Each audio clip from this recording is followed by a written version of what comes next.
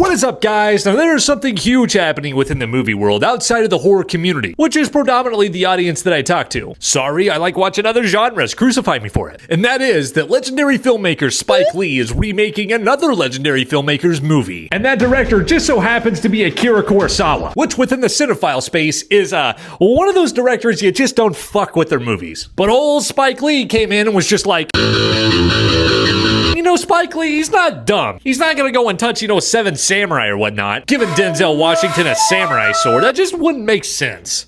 It would be cool though. But no, he goes and touches the next best thing. He remakes Akira Kurosawa's High and Low and titles it Highest to Lowest, with the two being, the number two.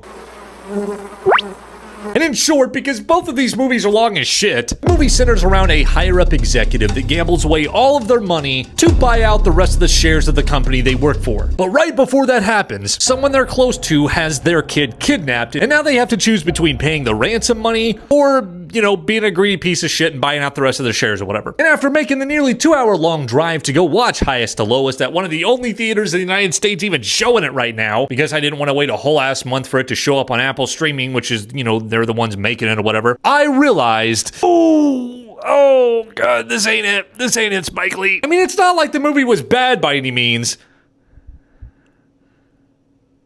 Well, hold on. I mean, this is one of the most weirdly toned films I've ever seen from like an A-list director. Case in point, in Akira's High and Low, everyone, including the background characters, the secondary characters and whatnot, they are freaking the fuck out because the kid was just kidnapped. But in Spike Lee's Highest to Lowest, no one is acting natural under these circumstances. It became such a point that I was looking to my left and right in the movie theater, just looking at everybody else's reaction like, is this me? Am I the only one noticing this? And after about like 30 to 40 minutes of just this weird pacing and all these characters acting so unauthentic, it definitely started to feel like a straight-to-streaming movie. That is wild to say about a Denzel Washington and a Spike Lee film. And another really annoying thing Spike Lee decided to do, for reasons I have no idea why, is he decides to add this loud, obnoxious, overlooming background music to almost every scene in this entire movie. Listen, Spike Lee, I know when a scene is supposed to be sad, emotional, tense, what have you, by the way the characters act and the dialogue they have amongst each other. I don't need Beethoven's Symphony 9 ear-fucking me to know a scene is supposed to be tense. But all in all, guys, I did enjoy myself with this movie a little bit, and I think that primarily stems from the fact that I absolutely love Denzel Washington,